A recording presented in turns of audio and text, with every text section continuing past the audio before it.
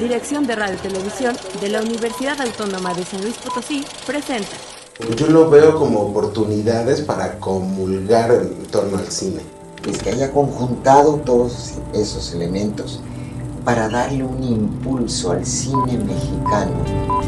Es que eso es una de las cosas que da el oficio que tiene, de entrar a lugares excepcionales, de poder ver cosas excepcionales y poderlas ver de la mejor manera. Lumbreras del cine mexicano. El día de hoy nos acompaña una mujer muy talentosa, licenciada en Historia, documentalista, investigadora, guionista. Y pues bueno, ¿qué más introducción? Aquí tenemos a Cristina Soto. ¿Cómo estás, Cristina? Hola, ¿qué tal? Mucho gusto. Muy agradecida de que me hayan invitado y aquí atenta para lo que se necesite. ¿Qué tal te trata San Luis? ¿Es tu primera vez aquí en San Luis Potosí? Es la segunda vez que estoy aquí, pero estoy encantada. He tenido unas horitas libres por ahí y les estaba comentando que he tenido oportunidad de visitar todas las iglesias que tienen aquí. Tienen un arte sacro tan bonito, con tanta identidad propia de San Luis que no he encontrado en otras partes. Entonces estoy encantada visitando iglesias, visitando los museos, muy contenta. Creo que de estar necesitas un acá. mes aquí para conocer todas las iglesias aquí de San Luis. En cada esquina hay una, Sí. y muy bonitas cada una, sí, muy interesante. No, qué bueno que estés a gusto aquí, es tu casa. Gracias. Oye, Cristina, me gustaría empezar esta conversación con algo de contexto sobre quién es Cristina Soto, ¿no? Entonces, primero que nada, me gustaría saber en dónde empieza tu gusto por el cine primeramente. ¿Empieza desde niña o empieza ya más grande? ¿En dónde empiezas a adquirir este gusto por el cine? Fíjate que mi caso es muy raro. Yo normalmente iba al cine pues a ver películas de niños y tal cuando era muy pequeña, pero mi gusto real por el cine empieza cuando ya soy una mujer adulta. En realidad yo llegué al cine de una manera un poco accidentada porque yo soy historiadora de formación y normalmente era como una rata de biblioteca, me la pasaba más bien leyendo novela, otras cuestiones, cuento, poesía y obviamente cuestiones de historiografía. Pero no era muy ávida al cine. Además, digamos, por la zona en la que yo vivía, no había buenas películas, casi siempre había películas pues muy comerciales y tal, y entonces no era como de mi agrado, ¿no? Y era muy complicado viajar, tenemos que viajar alrededor de 2 horas para llegar a, por ejemplo, la Cineteca Nacional o a otros cines que propusieran cosas diferentes y más interesantes. Entonces, en realidad no era muy afecta, ¿verdad? Claro. A ir al cine. O sea, de niña tú sí tenías la línea de historiadora. Sí, totalmente. O sea, todo el tiempo estaba recolectando información con mi familia. Cuando pasaba algún hecho en mi familia, siempre iba con unos y otros a preguntarles qué opinaban cada uno sobre el mismo hecho. En fin, estaba como en otro canal. Es ya que llego a la licenciatura y estoy haciendo mi servicio social, me tocó hacer investigación sobre un pueblo que está en la Ciudad de México, se llama El Peñón de los Baños. Y ahí, pues más bien era como ir a entrevistar a las personas del lugar, ir a conocerlos, saber cómo cambió el pueblo. Es bien interesante que este lugar, perdón, es bien interesante que este lugar... Antes de la desecación del lago, como si recuerdan, la Ciudad de México era un gran lago cuando era Tenochtitlán.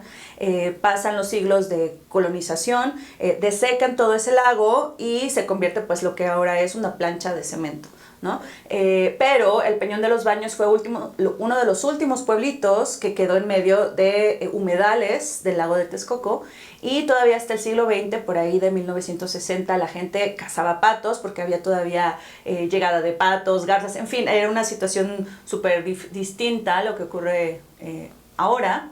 Y las personas tenían como mucha memoria de lo que ocurría en ese lugar. Entonces, y sobre todo pues que se iban a cazar, que se iban de pronto a pescar en las zonas más alejadas de la Ciudad de México. Y bueno, me dedicaba yo como a recolectar testimonios orales de todo eso, a historiar, ¿no?, ese pueblo.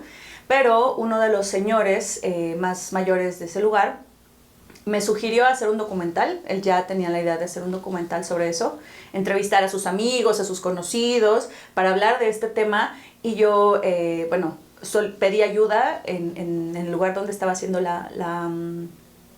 el servicio social, me dieron ayuda, me llevaron cámaras, me acompañaron con unos operadores de cámara, gente súper talentosa y muy, muy generosa, y nos fuimos a hacer ese documental. Entonces es a partir de ahí en que yo, por la necesidad de resolver cuestiones narrativas, es decir, queríamos contar este señor y yo la historia del Peñón de los Baños, y es ahí donde me veo completamente inmersa en el cine, pero antes pues yo era una historiadora de biblioteca prácticamente. Claro, entonces esta experiencia me imagino que te llena de gusto, que te abre el panorama hacia el cine, hacia el documental.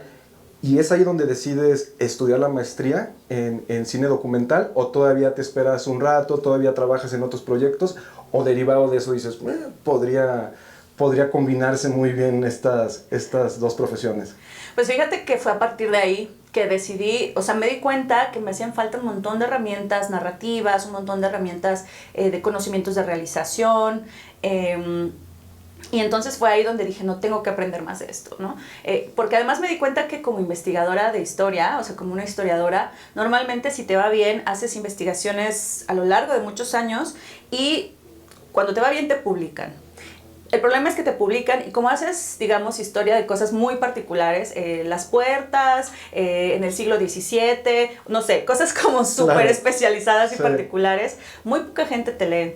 Solo personas especializadas en el tema te leen, te van a leer unos 20 y se acabó. Entonces me pareció muy importante que todas estas investigaciones, situaciones sociales que vamos encontrando se dieran a conocer en un público más amplio, y pensé que el documental era la salida natural para dar a conocer digamos, todas esas investigaciones. Sin embargo, una vez que entro a la maestría, me doy cuenta que el documental y el cine no solo es una manera de comunicar ideas y de plantear información a las personas, al gran público, sino que el cine es un lenguaje en sí mismo, ¿no? Entonces es ahí donde me apasiono por el cine, donde empiezo a encontrar estos elementos narrativos del lenguaje, y es a donde ya me veo completamente inmersa por eso era así que ahora en la investigación, pero del cine. No, y creo que das un punto importantísimo, sobre todo para la gente que se dedica a la investigación, que ese es uno de los grandes problemas, cómo socializar los temas que uno investiga. Y cuántas investigaciones, como tú lo dices, quedan al aire, sin conocimiento, y que a veces podrían ser tan necesarias en algunos aspectos sociales, políticos, etcétera. Entonces es una gran forma de socializar lo que tú estabas investigando. Ahora, de lo que tú investigabas como historiadora al salto de tus investigaciones en documental, ¿hay un cambio en tu estilo de selección de temas o te conservas en la misma línea? Cambia completamente. Fue bien raro porque cuando estudias y tantos años llevas interés en un ámbito del conocimiento humano, tu mente tiene, digamos, como una metodología ya aprendida, ¿no? Mi mente estaba súper cuadrada con cómo acercarte a las fuentes históricas, hacer lectura. Era una rata de biblioteca, prácticamente. Ajá. Entonces, digamos, esa cuestión del rigor, de los procedimientos de lectura, de la crítica de fuentes, hacían que mi mente fuera como súper cuadrada. Una vez que llego a conocer, a entender que el cine es un lenguaje en sí mismo, viene un crash en mi mente completamente para, digamos, como comprender cómo funciona el lenguaje audiovisual, y a partir de eso cambió mi perspectiva del cine, ¿no? Ya no era necesariamente hacer este tipo de documentales tradicionales sobre la historia, donde planteas un momento en el tiempo y vas poniendo archivo, sino que se me abrió la perspectiva más humana de la necesidad de contar otras cosas. Entonces, en la maestría fue cuando hice mi primer largometraje, La nebulosa de Emiliano, que es la historia de mi hermano. Es una persona que vive con discapacidad intelectual, pero también hoy en día con un trastorno asociado a temas esquizoides, y es ahí donde cambia completamente mi forma de plantear temas. Ahí, en este largometraje, pues me centré en la historia de mi hermano, y en plantear un poco cómo vive una persona con discapacidad intelectual y también con estos trastornos mentales, y me fui por una narrativa completamente personal. Abandoné el tema de la historia y la historiografía, claro, y los datos para meterme completamente en narraciones personales y en historias de vida. Justamente, ¿cómo fue para ti esta experiencia de la nebulosa de Emiliano? De pasar de la investigación de historiadora, por así decirlo, a transformar ahora un proyecto sumamente personal, con un trasfondo social interesantísimo. ¿Cómo fue para ti dar este salto y manejar estas emociones, ¿no? Solamente el hecho del trabajo, el hecho de realizar, sino que también ser algo sumamente íntimo. ¿Cómo fue para ti esta experiencia empezando con la nebulosa de Emiliano? Fue bien complicado. La verdad es que para mí, para la familia, fue muy complicado. Para empezar, meter una cámara en tu casa es súper extraño, ¿no? Ya había tenido oportunidad de participar en algunos cortos de compañeros, en estar ahí asistiendo, por ejemplo, producción, en acompañar en sonido y tal, pero siempre detrás de la cámara, ¿no? Entonces esa es una experiencia completamente diferente. Tú no estás expuesto al ojo público, y una vez que pones una cámara dentro de tu casa y que empiezas a observarlo todo, a acompañarlos día y noche prácticamente, fue un cambio bien... muy raro. Al principio en mi familia pues sí hay una sensación como de te sientes cohibido frente a la, claro, cámara, hasta que después de estar todos los días, casi 24 horas con ellos, se acostumbraron a la cámara y todo empezó a ser más natural. Fue muy raro, muy difícil, porque obviamente pues se abrieron un montón de temas personales, claro, de historia de familia, experiencias humanas que hubo a partir de que mi hermano empieza a tener pues rompimientos con la realidad, ¿no? Digamos, empieza a tener psicosis a partir de los 16 años. Viene una transformación muy profunda en mi familia, porque obviamente cuando una persona a nivel psicológico tiene rompimientos con la realidad, la forma en cómo organizas tu familia y la cotidianidad se ve totalmente transformada. Sí.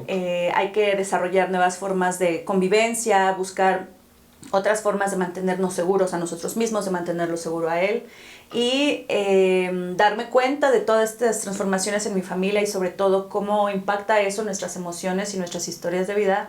Fue muy complicado, la verdad. Me impactó completamente, creo que a Emiliano también, ¿no?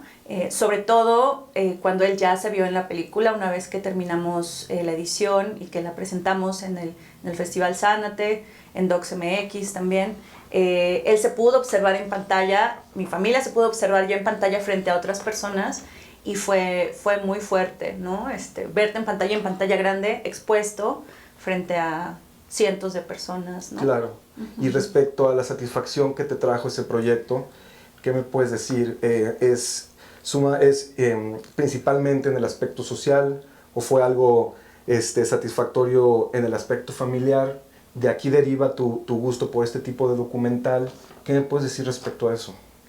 Fíjate que creo yo que pues la gran satisfacción que me trajo este proyecto de la nebulosa de Emiliano es que cuando proyectamos este proyecto, ahora sí que más bien, la satisfacción que me ha traído esta película ha sido sobre todo en términos sociales. Cuando exhibimos esta película frente a espectadores, o sobre todo cuando son familiares de personas con este tipo de discapacidades, con personas que viven este tipo de trastornos, hay una especie de comunión entre las personas que observan la película y nosotros como familia. Me gusta mucho llevar a Emiliano, a mis papás, a veces cuando hacemos estas proyecciones, porque siempre hay un intercambio de ideas posterior a la proyección, y es bien raro, pero cuando en México sobre todo hay como mucha soledad en las familias que enfrentan este tipo de problemáticas de salud. A veces uno vive su cotidianidad solo en su problemática y te sientes muy solo, es decir, es como si tú estuvieras metido en esta complejidad de situaciones que pasan cotidianamente, y cuando nosotros mostramos colectivamente esta película, varias familias nos hemos encontrado y nos sentimos acompañados, ¿no? Es una forma también de saber que no estás solo con familia, que hay otras personas que están pasando por procesos similares, normalmente pues hay pues, acercamientos incluso hasta a nivel de lágrimas, porque nos damos consejos entre todos, de pronto a dónde puedo conseguir tal medicamento, a dónde puedo ir para obtener este tipo de ayuda psicológica con ciertos doctores. Mira, a mí me sirvió mucho este psiquiatra, a mí me ayudó tal otro especialista. Entonces creo que, exacto, la satisfacción que me ha traído ha sido eso, ¿no? Como encontrar nuevas redes de apoyo y de acompañamiento con otras familias. Oye, ¿qué temas y asuntos sociales son los que te interesan más y por qué? Mira, pues en este caso creo que todos los aspectos personales son temas políticos también, ¿no? O sea, pareciera que de pronto estas historias son como, solo me interesa a mí y a mi familia, pero en realidad son temas de salud pública. Creo que es muy importante poder sensibilizar a las personas a través, por ejemplo, de historias de vida sobre estos temas públicos, ¿no? Como temas de salud. Sin embargo, la verdad es que como historiadora también siempre he tenido una fascinación muy grande por temas políticos y sociales, y en la actualidad es donde ahorita me estoy desarrollando más profesionalmente, ¿no? Tratar como de dar a conocer temas de importancia social y política, pero sobre todo desde la cultura popular, es decir, tratar de entender a través de la cultura popular aspectos más complejos de historia política. Ok. A grandes rasgos, ¿cuál es tu proceso de investigación y de preparación cuando vas a realizar un documental? Mira, por mi formación siempre recurro a todas estas cosas que aprendí en la licenciatura. Entonces, normalmente lo que hago es esta cosa de irme a la hemeroteca, irme a fuentes escritas, a fuentes periodísticas, hacer, digamos, una serie de recolección y registro de datos, hacer cronologías para entender los procesos pues, a grandes rasgos. Y a partir de eso ir encontrando, por ejemplo, nombres, fechas, datos que te puedan ayudar como a ir aterrizando estos datos generales y sociales a historias particulares. Y en este segundo proceso es donde ya empiezas a buscar personajes, donde empiezas a ubicar protagonistas, más que personajes, protagonistas diría yo, que te puedan ayudar a contar la historia, ¿no? No necesariamente a través de entrevistas, pero sí con testimonios de primera mano, ¿no? Que te puedan contar qué observaron y qué vieron en cada uno de los procesos, ¿no? Y a partir de eso es ya... Perdón. A partir de eso ya es empezar a planear una narrativa. ¿Desde qué punto de vista vas a empezar a contar esta historia? ¿Por qué es tan importante contar esta historia? Pero lo que se me hace aún más importante es para qué quieres contar esa historia. Claro. Creo que el para qué siempre va a determinar los flujos de investigación, pero también la forma en cómo vas a ir generando tu guión y tu narración. ¿Tienes algún detonante como algún documental que te haya marcado, que has dicho, wow, yo quiero hacer eso? ¿O simplemente tu inspiración viene del aspecto social? Fíjate que en mi caso, más que una película, ha habido películas que han impactado mucho, pero en realidad más bien es esta necesidad de contar cosas por temas urgentes. Claro. ¿No? En México, digamos, en esta parte de la historia que me tocó vivir, han ocurrido varios momentos súper importantes que por la urgencia humana, por la necesidad, por ejemplo, en el caso de A Plena Luz, del dolor de las víctimas, de ayudar a la búsqueda de verdad y justicia, en fin, a mí y al equipo de trabajo con el que en la actualidad estamos trabajando, es más bien como el impulso y la necesidad de decir cosas, de narrar cosas, de denunciar cosas.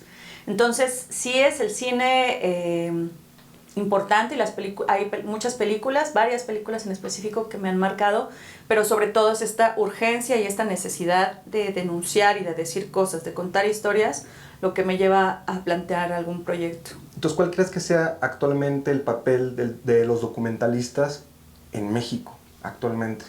¿Cuál es el papel que llevan? Mira, yo creo que el documental es como el archivo, es la memoria histórica de un pueblo, ¿no? En la actualidad. Antes era pues todo por escrito, no existían estos medios técnicos para generar imagen en tiempo real, en fin. Pero hoy en día creo que el documental es eso, es el archivo y la memoria histórica de un país. Creo que en ese sentido es necesario la labor de los documentalistas porque no solo estamos registrando imagen, sonido, de situaciones concretas y particulares que van a ser importantes y que son importantes en la vida social y política de un país, sino que creo que es necesario mantener esa memoria registrada y poder generar interpretaciones sobre esa memoria histórica, ¿no? Creo que las personas, así como los países, vamos viviendo, resolviendo necesidades, pero creo que es muy necesario también reflexionar sobre lo que estamos viviendo para poder generar planteamientos sobre el futuro.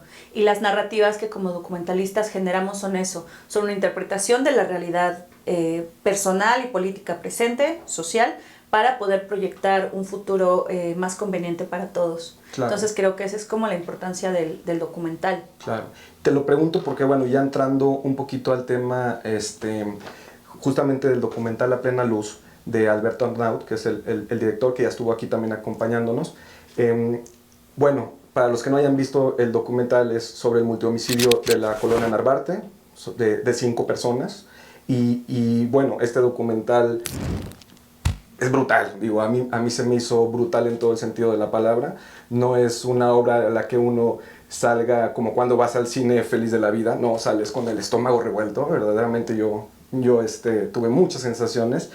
Y gracias a ver este documental uno se puede dar cuenta de las funciones de los documentalistas en cuestión de este documental. Y te empiezas a dar cuenta que, Dios mío, están haciendo la chamba que no ha hecho la policía de investigación, el gobierno.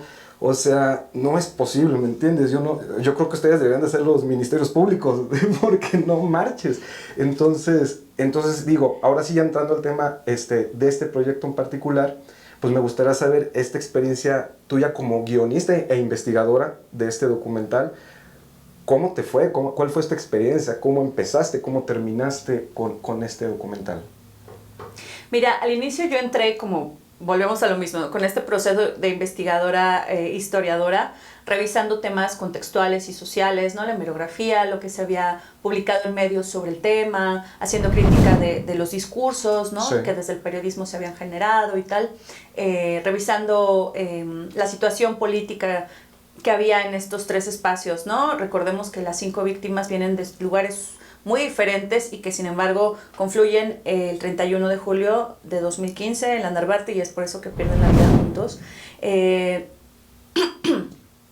Perdón. Está el caso de Mile Virginia, que ella es una chica colombiana que llega a México a trabajar.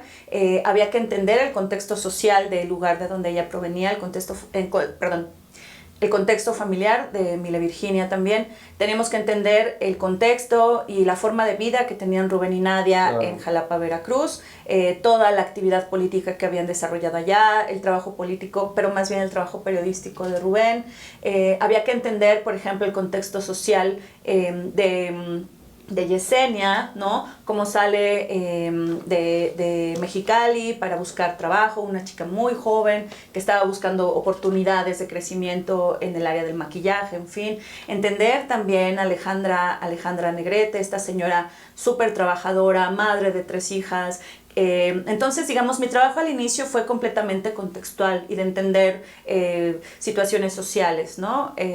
Sin embargo, después tuvimos oportunidad de acceder al expediente judicial, es decir, estos expedientes larguísimos donde la autoridad ministerial vierte todas las actuaciones que estuvieron desarrollando a lo largo de la investigación del multihomicidio y los feminicidios ocurridos ahí. En este caso, cuando empezamos a tener acceso al expediente judicial, me enfrenté a un ámbito en el que yo no me había desenvuelto, ¿no?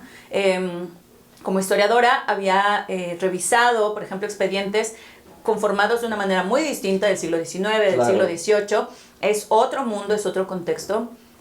Y además, digamos, las personas de las que estás tratando ahí tu investigación son personas que murieron hace 100, 200 años. Ya no hay una implicación para personas vivas. Entonces, el tratamiento es muy diferente. Se tiene que usar un rigor, igual que en la historia, pero un rigor con mucho tiento ético, porque cualquier cosa que puedas decir, que puedas plantear, a nivel público va a tener impacto en la vida de personas que están vivas, en familias, y no solo en términos jurídicos, sino también personales, ¿no? O en su seguridad puede también tener hay una corresponsabilidad. Entonces, fue difícil al inicio hacer una lectura también, digamos, lo más crítica posible de las actuaciones de la Procuraduría en ese momento.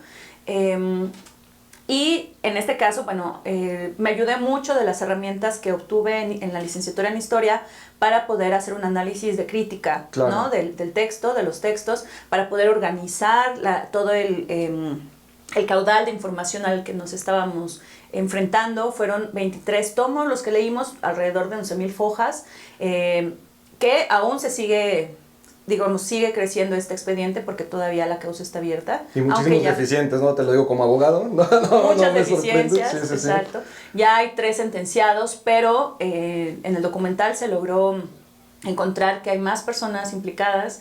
Entonces, bueno, la causa sigue abierta, la causa penal sigue abierta, pero, digamos, fue aplicar estos conocimientos a nivel de organización de información, de crítica de fuentes, para poder, pues sí, hacer un análisis lo más riguroso posible sobre el caso. Y a partir de eso, con ayuda del equipo de investigación, no fui yo sola, Salma Abojar estuvo con nosotros ayudándonos, muy importante también en el área, por ejemplo, de análisis de geolocalizaciones, análisis de datos duros sobre sábanas de llamadas, en fin, en la creación de mapas.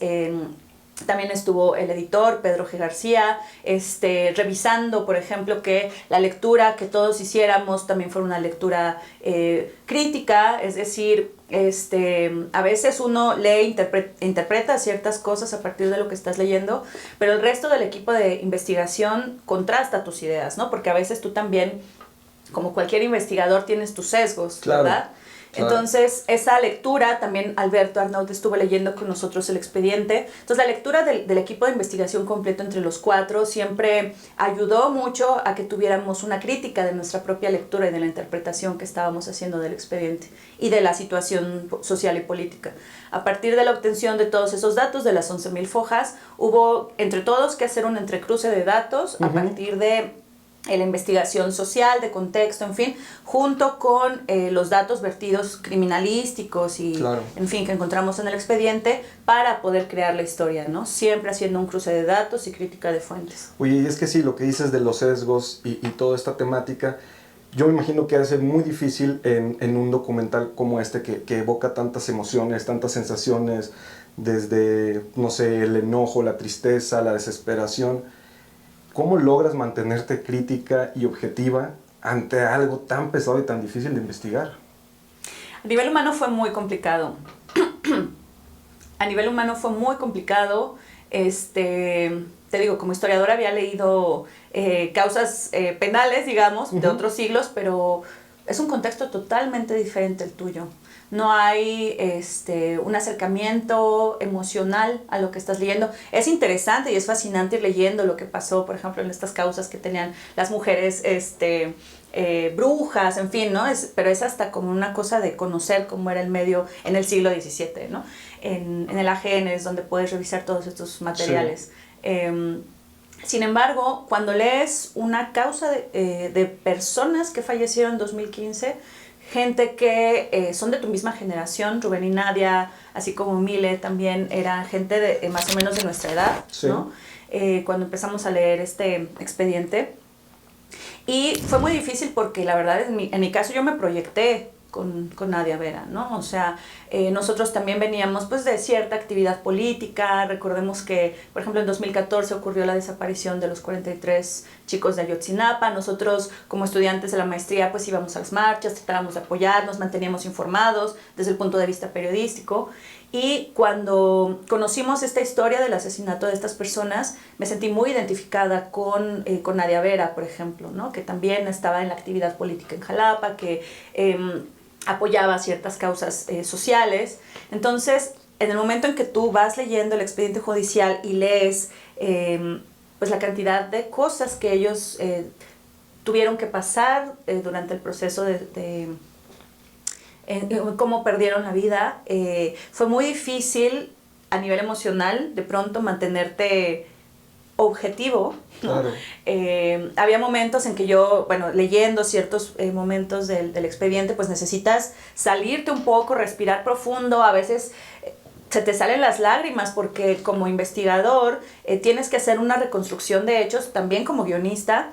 Si recuerdas, en A Plena Luz hicimos una reconstrucción de hechos paso por paso desde el minuto 1. Increíble, que entran. Por cierto, me gustó muchísimo. Es Sí. muy, muy buena.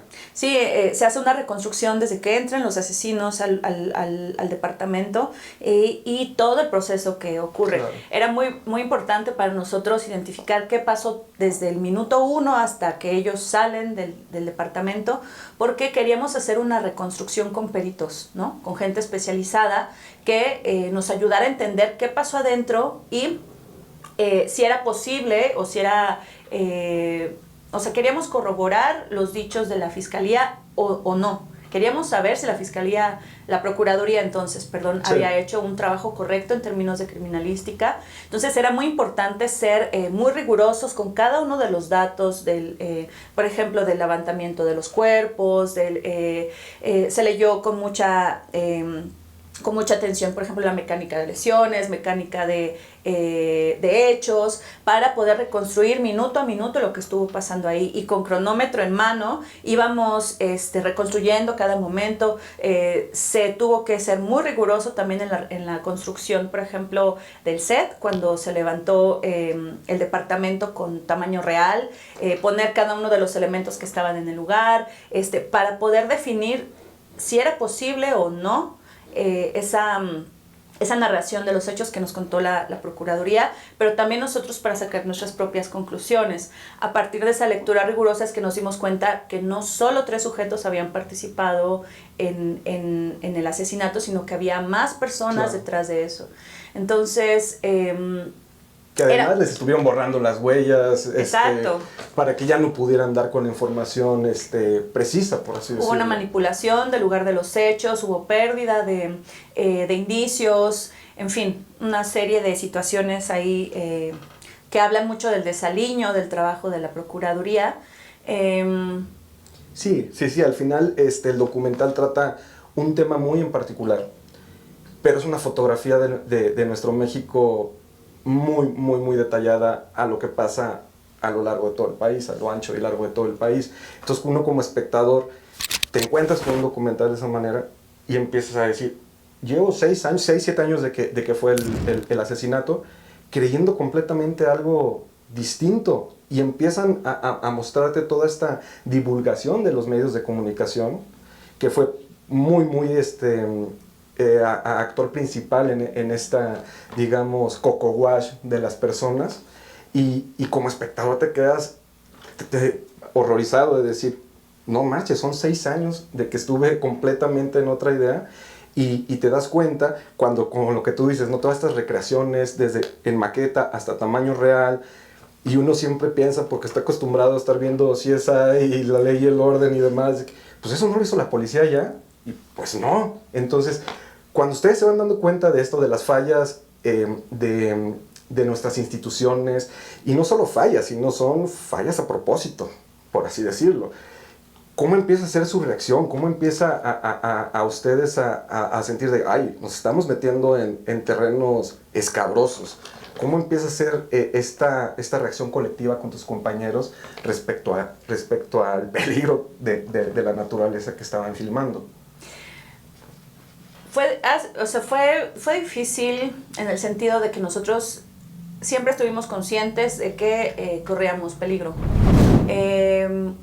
Como sabes, hasta este momento, hasta el 2023, no se sabe todavía el móvil de los hechos. Sabemos aproximadamente si quién entró al departamento, quién estuvo fuera, pero no se sabe quién mandó a matar a los 5, o alguno de ellos, causa por la cual están todos fallecidos.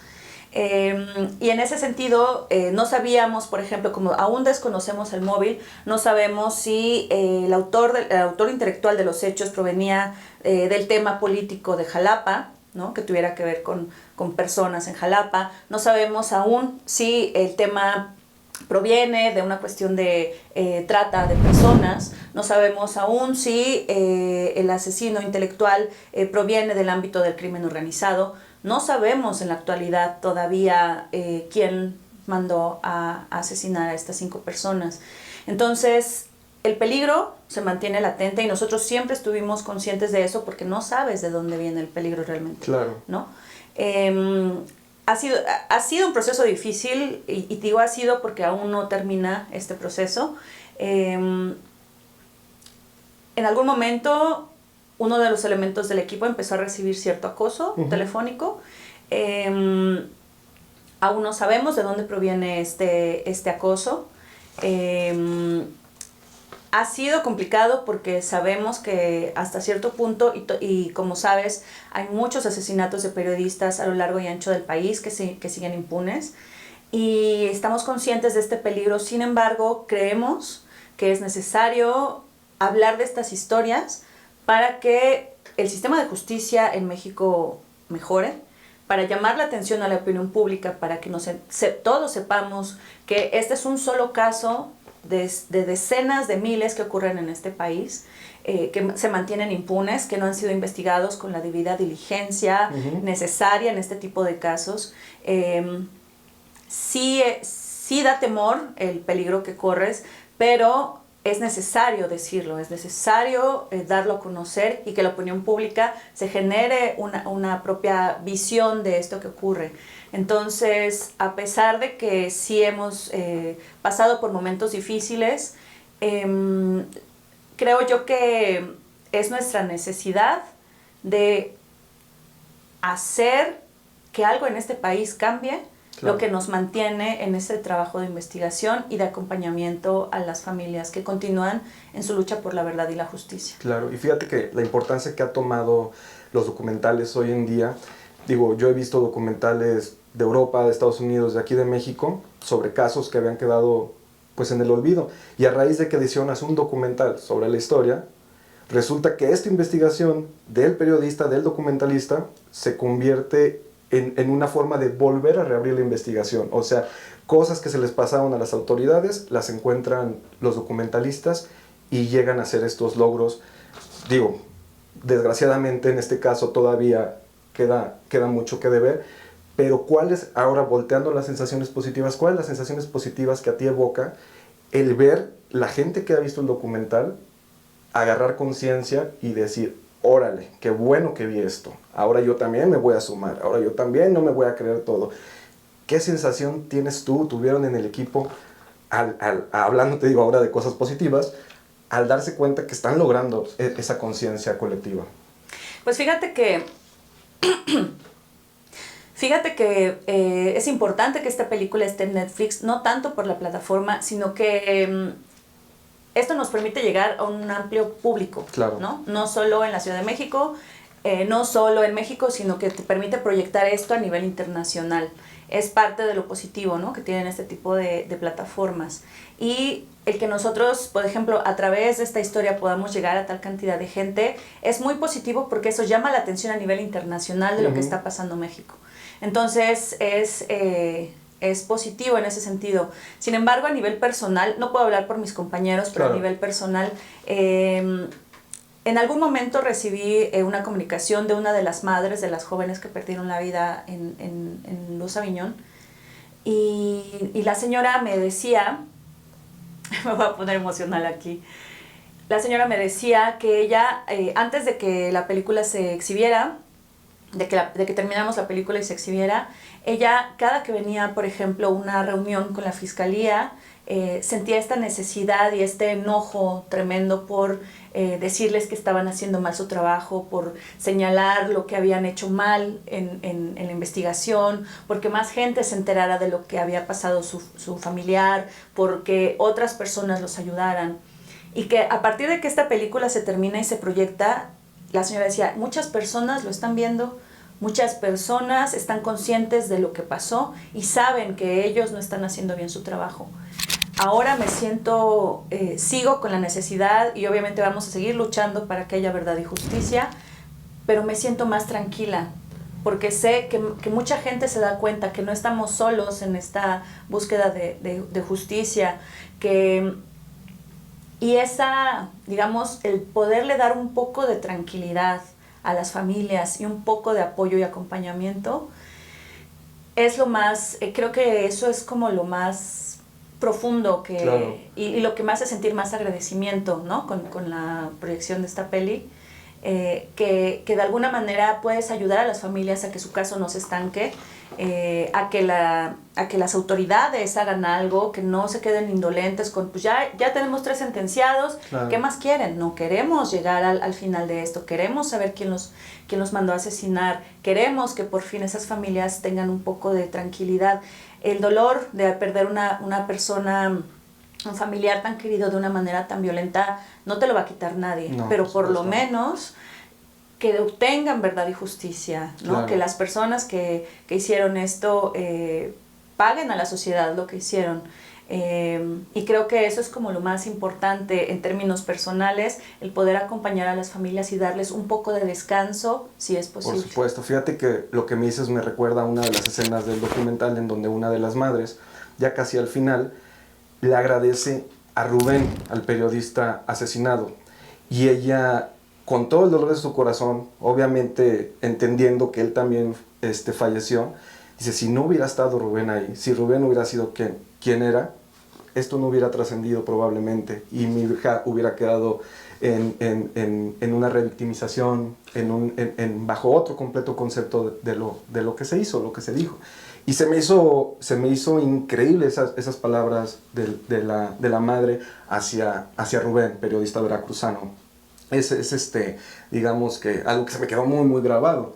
Y por ejemplo, Cristina, me gustaría saber si tú tienes intenciones o de qué otro tema social te gustaría hacer un documental, hacer guión, investigar, de qué otros temas sociales, sobre todo aquí en México, si es también a nivel internacional, qué es lo que te está trayendo. Pues fíjate que sí, justamente, el proceso emocional que llevamos y personal que llevamos con A Plena Luz me dejó muy impactada. Ahorita ya quiero no dejar esos temas, el acompañamiento de las familias va a seguir, esos temas son necesarios de seguirse denunciando y de seguir analizando, pero en este momento pues sí quiero ver como otra cara de la moneda, ¿no? Ya no enfocarme tanto en el dolor y en la pérdida, sino ver otros elementos sociales que también forman parte del ser, de la humanidad, del ser humanos, del crecer, de la resiliencia. Y en ese contexto ahorita pues estoy ya armando un proyecto sobre la vida de 3 señores que viven en Ecatepec. Ecatepec es un municipio muy maltratado en términos de infraestructura, que es uno de los municipios más poblados a nivel nacional, pero con un alto nivel de pobreza y marginación. Y quiero justamente acompañar a estos 3 protagonistas para hablar un poco de la lucha por la vida que tienen, ¿no? Conocer un poco sus historias de vida, que han sido personas con un montón de trabajo, de resiliencia, un montón de experiencias de vida, un migrante que regresó de Chicago, me parece, a vivir ahí a Ecatepec, a formar una familia, a echarle ganas. Hoy en día, por ejemplo, él entrena luchadores, él es luchador, no sé, como entender estas historias de vida que también pues son un puro aliento de vida, ¿no? De ganas de vivir, de luchar por la vida. Y sí, justamente creo que quiero como acompañar a través de historias de vida, pero hablar de esta fortaleza de los mexicanos, ¿no? Que siempre desarrollamos de manera muy particular. ¿Quieres continuar bajo el esquema del documental? ¿O te gustaría hacer alguna ficción o mitad y mitad, ¿no? Alguna historia basada en hechos reales, o le vas a seguir por el camino del documental? Yo creo, como historiadora, el documental es mi pasión. Creo que el documental es lo que voy a hacer. Probablemente algún día haga alguna ficción, no lo sé, pero la verdad es que quiero seguir en la realización de documental. Como te decía, creo que el documental es la memoria histórica de un país en la actualidad, y como historiadora, pues eso es lo que me apasiona, eso es lo que me gusta más hacer. Entonces, sí, justamente creo que el documental es lo que Hasta lo que ahorita- me vibra Claro. totalmente. Hasta ahorita, ¿qué te ha desafiado más de lo que has hecho? Yo creo que el ámbito humano y ético de este quehacer, ¿no? Cómo acercarte a las víctimas. El tema de la investigación, y eso es difícil, son muchas horas de biblioteca, a veces estás así de ya, por favor, no puedo El más. procedimiento, las técnicas, digo, aquí nos van a escuchar muchos, ¿cómo se llama? Estudiantes de cine y de comunicaciones que les gustaría saber justamente sobre este procedimiento, qué tan tardado fue hacer estos documentales, no sé, ¿qué les podrías decir respecto al trabajo de realizar un documental? Pues miren, o sea, aquí por ejemplo lo que podría decirles es, si ustedes son realizadores, contraten a alguien que les ayude a hacer la investigación. Ustedes acompañen la investigación, pero contraten a alguien. ¿Por qué? Porque el lenguaje audiovisual es un arte y es una complejidad, es de una complejidad muy alta. Entonces tú necesitas enfocarte en cómo narrar, qué narrar, enfocarte en temas creativos. Ayúdense de alguien que les ayude a hacer esta parte de la investigación dura y entre todos armen sus escaletas y sus guiones. Para que tú te puedas enfocar directamente en el ámbito creativo y audiovisual, acompaña a lo otro, pero no te dediques únicamente a eso porque no te va a dar la vida. Nosotros hicimos 4 años de investigación para Wow. Plena Luz. Ajá. Ajá, y solo yo estaba solamente abocada a la investigación, mi otra compañera, Salma Abojar, también estaba en la investigación, y tanto Pedro como Alberto estaban enfocados, sí en la investigación, por supuesto, porque fueron elementos muy importantes en el análisis de los datos, pero ellos también estaban enfocados en pensar a nivel de lenguaje cinematográfico cómo contar esa historia, ¿no? Entonces, zapatero a sus zapatos, creo Claro. que es muy importante, sí. Claro.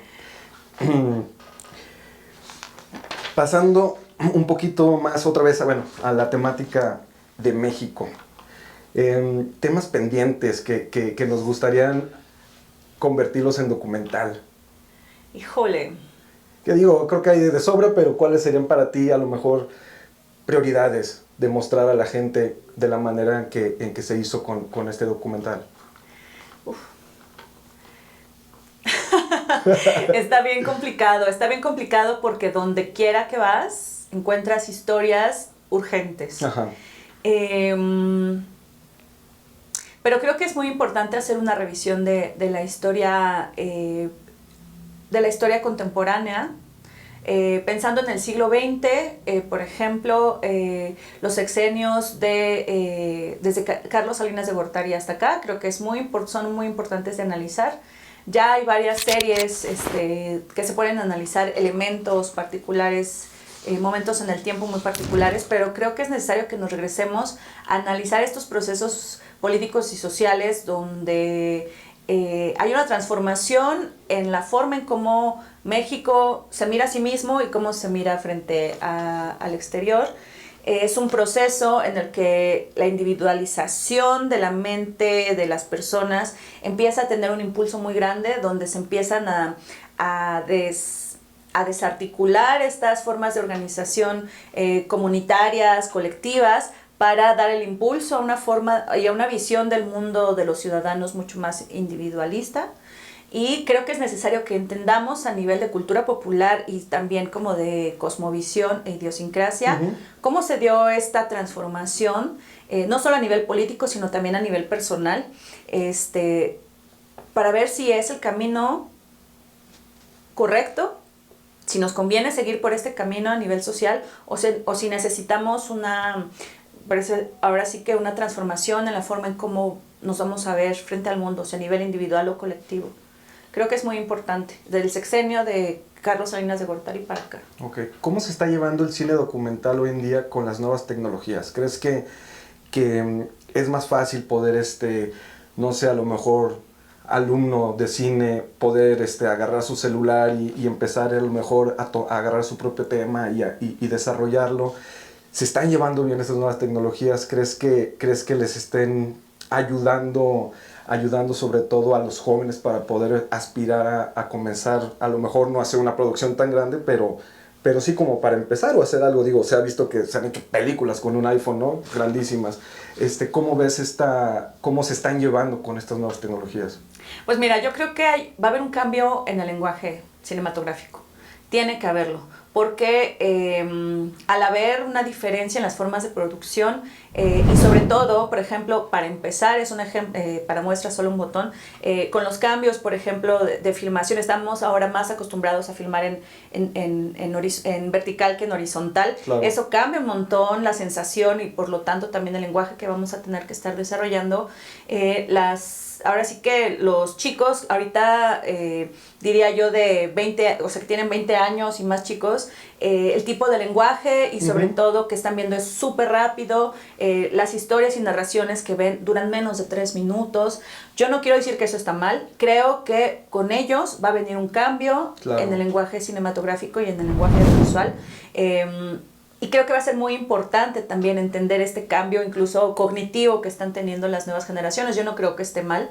De pronto, donde trabajamos, que es la Cachimba Audiovisual, que es el equipo de trabajo que tenemos actualmente, hacemos estas reflexiones, ¿no? Y por ahí uno de los compañeros dice, es que el cine está muerto, el cine ya murió, el cine como lo conocíamos ya no va a tener, es decir, ya está muriendo, estos son sus últimos estertores, el tipo de, por ejemplo, ya no vamos a ver el cine como cuando ibas a la sala y te sentabas con decenas de personas a ver una misma película, habían reacciones, cuando veías algo chistoso todos se reían y esa experiencia colectiva es particular, eso ya no va a haber y el cine está muerto. Yo tengo mis dudas, tengo mi propia opinión al respecto, no creo necesariamente que la transformación de estas formas de ver audiovisual sea necesariamente malo, te digo, va a haber un cambio en el lenguaje cinematográfico y en el lenguaje audiovisual muy importante. Ahora, otra vez, normalmente ves una película en la pantalla de tu celular, en tu iPad o en tu computadora